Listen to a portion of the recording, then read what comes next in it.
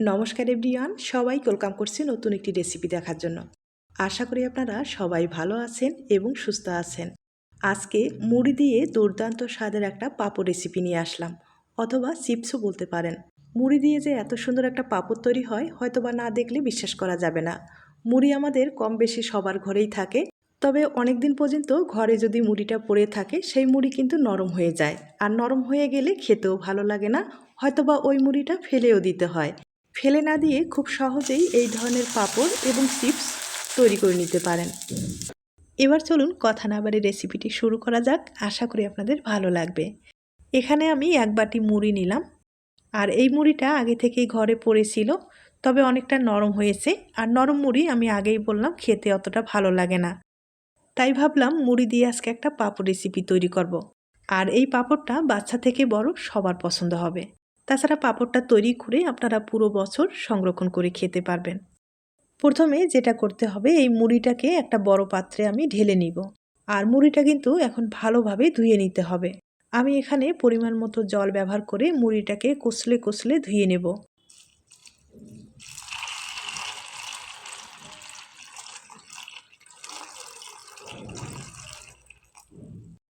মুড়িতে কিন্তু অনেক রকমের নোংরা থাকে, এভাবে যদি কষলে কষলে ধোয়া যায় সেক্ষেত্রে মুড়িটা কিন্তু ধপধপে সাদা হবে, পাঁপড়গুলো কিন্তু সাদা হবে, দেখতে ভালো লাগবে।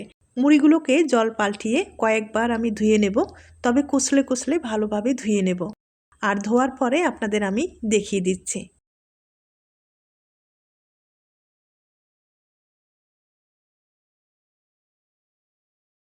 মুড়িটা আমি ভালোভাবে ধুয়ে নিলাম, দেখতেই পারছেন কতটা সুন্দরভাবে পরিষ্কার হয়েছে। আর এভাবে যদি আপনারা পাঁপড়গুলো তৈরি করেন সেক্ষেত্রে পাঁপড়গুলো কিন্তু সাদা হবে। এখন যেটা করতে হবে, এই মুড়িটা ব্লেন্ডারে খুব ভালোভাবে পেস্ট তৈরি করে নিতে হবে। মুড়ি দিয়ে কখনো পাঁপড় খেয়েছেন কিনা জানি না, যদি না খেয়ে থাকেন এই রেসিপিটি ট্রাই করতে পারেন। খেতে ভীষণ সুস্বাদু, আমি আবারও বলছি। তাছাড়া এতটাই নরম হয়ে থাকে, মুখে দিলেই কিন্তু মিলিয়ে যাবে।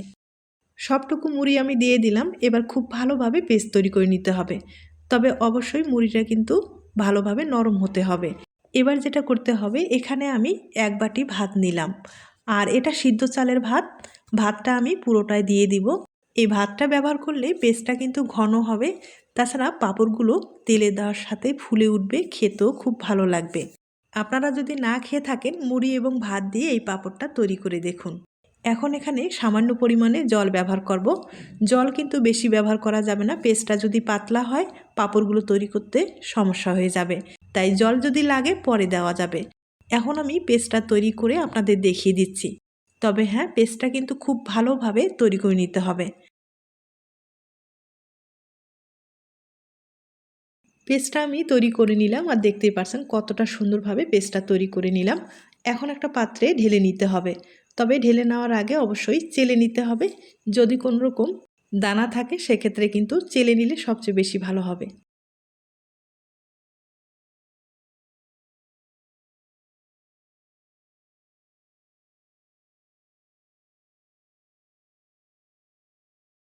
আমি খুব ভালোভাবে চেলে নিলাম। আর এখন যেটা করতে হবে, ছোট চামচ দিয়ে আমি এখানে 1 চামচ আটা ব্যবহার করব। আটার পরিবর্তে আপনারা কিন্তু ময়দাও ব্যবহার করতে পারেন। আর সামান্য পরিমাণে একটু লবণ ব্যবহার করলাম। এবার খুব ভালোভাবে মিশিয়ে নিতে হবে। আমি একটা হ্যান্ডউইচ দিয়ে খুব ভালোভাবে ফেটিয়ে নেব। আপনারা চাইলে হাত দিয়েও কিন্তু এই কাজটা করে নিতে পারেন, তবে একটু সময় নিয়ে ভালোভাবে ফেটিয়ে নিতে হবে। আর এখানে যেহেতু ভাত মুড়ি দেওয়া আছে, ভালোভাবে ফেটানো না হলে সেক্ষেত্রে পাঁপড়গুলো কিন্তু যখন ভাপে দেবেন ফেটে যাওয়ার সম্ভাবনা অনেক বেশি থাকবে, তাই একটু সময় নিয়ে ভালোভাবে ফেটিয়ে নিতে হবে। আমি কিছুক্ষণ বেটারটাকে খুব ভালোভাবে ফেটিয়ে নিলাম। বেটারটা এবার দেখেই বুঝতে পেরেছেন খুব সুন্দর মতো কিন্তু তৈরি হয়েছে। এবার একটা চামচের সাহায্যে ঘনত্বটা আপনাদের দেখিয়ে দিচ্ছি। দেখতেই পারছেন এর চেয়ে কিন্তু পাতলা বা ঘন তৈরি করা যাবে না। আর এখন যেটা করতে হবে, এখানে আমি সামান্য পরিমাণে একটু বেকিং পাউডার ব্যবহার করব। বেকিং পাউডারটা ব্যবহার করলেও হবে অথবা না করলেও হবে, সমস্যা নেই। তবে হাতের কাছে থাকলে ব্যবহার করবেন, আর যদি না থাকে ব্যবহার করার দরকার নেই। এবার খুব ভালোভাবে মিশিয়ে নিতে হবে। বেটারটা আমি রেডি করে নিলাম। এবার এখান থেকে কিছুটা বেটার একটু আলাদা করে নেব, আর এগুলোতে ফুড কালার ব্যবহার করব। আপনাদের ক্ষেত্রে যদি ফুড কালার পছন্দ হয় দিয়ে দিবেন, না হলে কিন্তু স্কিপ করতে পারেন। সাদাটা দিয়ে আপনারা পাঁপড়গুলো তৈরি করে নিতে পারেন। আমি একটু দেখার সৌন্দর্যে সামান্য পরিমাণে ফুড কালার ব্যবহার করলাম।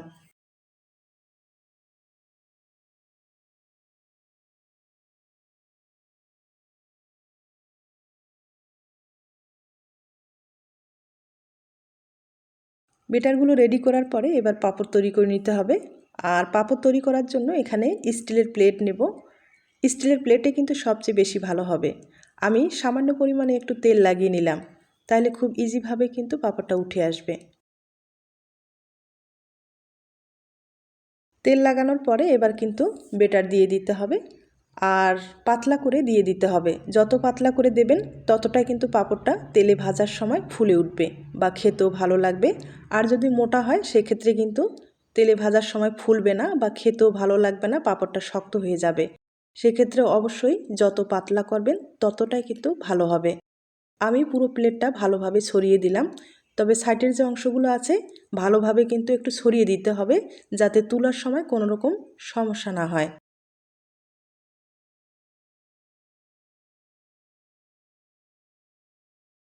প্লেটটা আমি ভালোভাবে রেডি করে নিলাম। এবার ভাপিয়ে নিতে হবে, তার জন্য আপনাদের চুলায় নিয়ে যাচ্ছি। আর আগে থেকেই পাত্রে জল বসিয়েছি, জলটা ভালোভাবে বলক নিয়ে আসতে হবে। এই পর্যায়ে প্লেট দিয়ে দিতে হবে। আর এগুলো ভাপ দিতে কিন্তু বেশি সময় লাগে না, 15 থেকে 20 সেকেন্ড হলে খুব সহজেই একটা পাঁপড় ভাপিয়ে নেওয়া যাবে। আপনাদের হাতের কাছে যদি এরকম 3-4টা প্লেট থাকে তাহলে কিন্তু পাঁপড়গুলো তৈরি করতে সময় লাগবে না। একবারে কম সময়ে অনেক কয়েকটা পাঁপড়ে তৈরি করে নিতে পারবেন। আমি প্রায় 20 সেকেন্ডের মতো ভাপিয়ে নিলাম, আর দেখতেই পারছেন ভাপিয়ে নেওয়া হয়ে গেছে। এবার প্লেটটা তুলে নিতে হবে। এবার প্লেটটা একটু ঠান্ডা করে নিতে হবে। পুরোপুরি যে ঠান্ডা সেটাও করার দরকার নেই, একটু ঠান্ডা করে নিলেই হয়ে যাবে।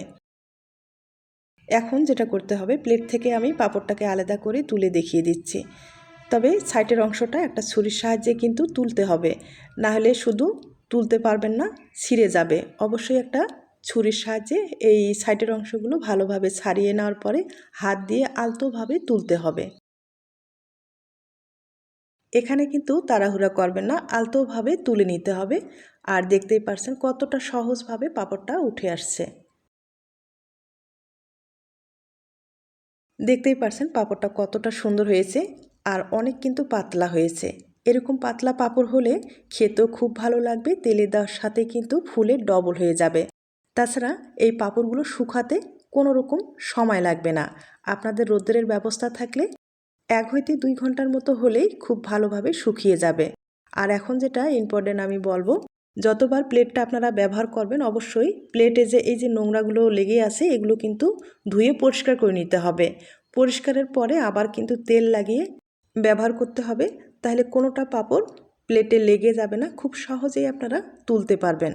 আমি একইভাবে যে ফুড কালার ব্যবহার করলাম সেখান থেকে একটা পাঁপড় আমি আপনাদের তুলে দেখিয়ে দিচ্ছি। তবে আবারও বলবো, পাঁপড়গুলো যখন তুলবেন এখানে কিন্তু তাড়াহুড়া করবেন না, পাঁপড়টা না হলে ফেটে যাবে। আর এতটাই পাতলা আপনারা হয়তোবা দেখে বুঝতে পেরেছেন। এবার আমি একটা কাটার দিয়ে ছোট ছোট করে কেটে নিব। তবে আপনারা চাইলে আপনাদের পছন্দ মতো পাঁপড়টা কিন্তু কেটে নিতে পারেন, অথবা আপনাদের যদি বড় পাঁপড় পছন্দ হয় সেক্ষেত্রে এভাবেই কিন্তু রোদ্রে শুকিয়ে আপনারা সংরক্ষণ করতে পারেন। আর আমি একটু ছোট ছোট করে কেটে নিব, তাহলে দেখতেও ভালো লাগবে, তাছাড়া ভাজার ক্ষেত্রেও সুবিধা হবে। দেখতেই পারলেন মুড়ি এবং ভাত দিয়ে কত সহজে পাঁপড় তৈরি করা যায়। আর এই পাঁপড়গুলো খেতে কিন্তু ভীষণ সুস্বাদু। আমি আবারও বলছি, সাধারণত যে পাঁপড়গুলো আমরা তৈরি করে থাকি বা খেয়ে থাকি তার চেয়ে স্বাদ কিন্তু অনেক গুণে বেশি। আপনারা চাইলে ট্রাই করতে পারেন। আর আমি ছোট ছোট করে কেটে নিলাম, আপনারা হয়তোবা দেখে বুঝতে পেরেছেন। এখন এই পাঁপড়গুলো শুকাতে হবে, তবে শুকাতে কিন্তু বেশি সময় লাগবে না। আপনাদের যদি রৌদ্রের ব্যবস্থা থাকে, আমি আবারও বলছি 1 থেকে 2 ঘন্টা হলে খুব ভালোভাবে শুকিয়ে যাবে। আর যদি রৌদ্রের ব্যবস্থা না থাকে সেক্ষেত্রে কিন্তু ফ্যানের নিচে আপনারা ভালোভাবে ছড়িয়ে দিলেই শুকিয়ে যাবে। আর এতটাই পাতলা এগুলো কিন্তু ফ্যানের নিচে রেখেও শুকাতে পারেন, অথবা রৌদ্রেও শুকাতে পারেন। তবে রৌদ্রে শুকালে একটু ভালো হবে, দীর্ঘদিন পর্যন্ত সংরক্ষণ করা যাবে।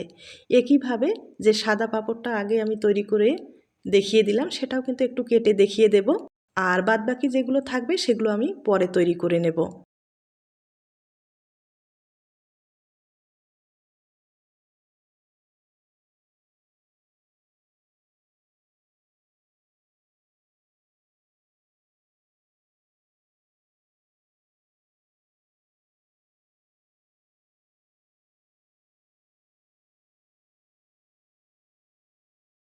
এই পাঁপড়গুলো আমি এখন ভালোভাবে ছড়িয়ে রোদ্রে শুকিয়ে নেব।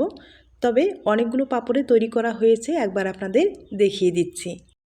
এই পাঁপড়গুলো ছোট্ট একটা টিনের মধ্যে এভাবে ছড়িয়ে দিয়েছি, আর বাদবাকি যেগুলো আছে এগুলো কিন্তু প্লেটে আমি এভাবে ছড়িয়ে দিলাম, তাহলে খুব সহজেই শুকিয়ে যাবে। শুকানোর পরে আপনাদের আমি দেখিয়ে দিচ্ছি। পাঁপড়গুলো আমি রোদ্রে শুকিয়ে নিলাম, আর শুকানোর পরে আপনারা দেখতেই পাচ্ছেন কতটা সুন্দর হয়েছে। এভাবে আপনারা দীর্ঘদিন পর্যন্ত সংরক্ষণ করতে পারবেন। যখন খেতে ইচ্ছে করবে তখন শুধু তেলে ভেজে খেতে পারেন। দেখতেই পাচ্ছেন পাঁপড়গুলো কিন্তু একবারে মুচমুচে করে শুকিয়ে নিলাম। আর এই পাঁপড়গুলো শুকাতে আমার বেশি সময় লাগেনি, 2 ঘন্টার মতো সময় লেগেছে। আর 2 ঘন্টা পরে আপনাদের আমি দেখিয়ে দিলাম। আর দেখতেই পাচ্ছেন কতটা মুচমুচে করে শুকিয়েছে।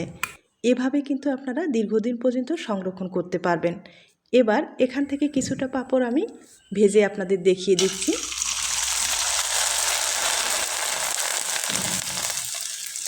দেখতেই পাচ্ছেন পাঁপড়টা কতটা সুন্দরভাবে ফুলে উঠছে।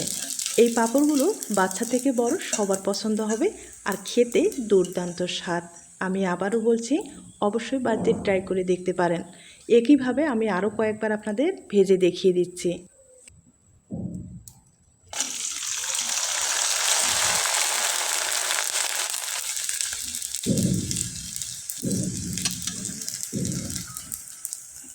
দেখতেই পাচ্ছেন আমি কিন্তু সামান্য কয়েকটা করে পাঁপড় দিয়েছি, মনে হচ্ছে পুরো কড়াই কিন্তু ভর্তি হয়ে গেছে।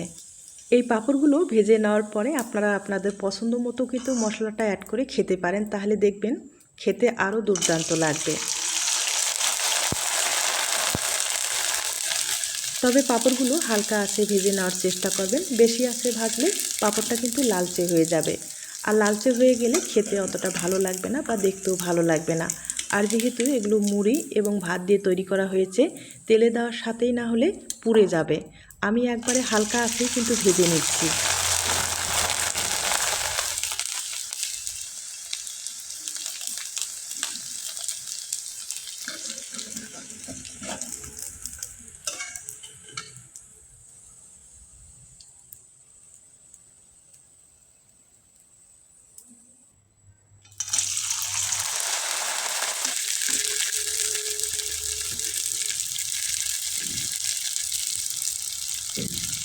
আমি আপনাদের কয়েকবার ভেজে দেখিয়ে দিলাম, এবার পরিবেশন করে দেখিয়ে দিচ্ছি। তবে ছোট্ট একটা রিকোয়েস্ট থাকবে, পাঁপড়ের এই রেসিপিটি আপনাদের কাছে যদি ভালো লেগে থাকে বা আপনার কোনো উপকারে আসতে পারে, তাহলে কিন্তু একটা লাইক দিতে পারেন। এবার আমি ভেঙে দেখিয়ে দিচ্ছি। দেখতেই পারছেন পুরো ঝুড়ি কিন্তু আমার ভর্তি হয়ে গেছে। আর এগুলো না, আমি আবারও বলছি, খেতে ভীষণ সুস্বাদু। আর যদি পারেন আপনারা আপনাদের পছন্দ মতো মশলা ছড়িয়ে দিয়ে, তাহলে খেতে কিন্তু আরও দুর্দান্ত লাগবে। অবশ্যই বাড়িতে ট্রাই করে দেখুন। আজ তাহলে এ পর্যন্ত, নতুন কোনো রেসিপির সাথে আবার দেখা হবে। নতুন রেসিপির জন্য সবাইকে আমন্ত্রণ রইল। সবাই ভালো থাকবেন, সুস্থ থাকবেন এবং নিরাপদে থাকবেন। নমস্কার।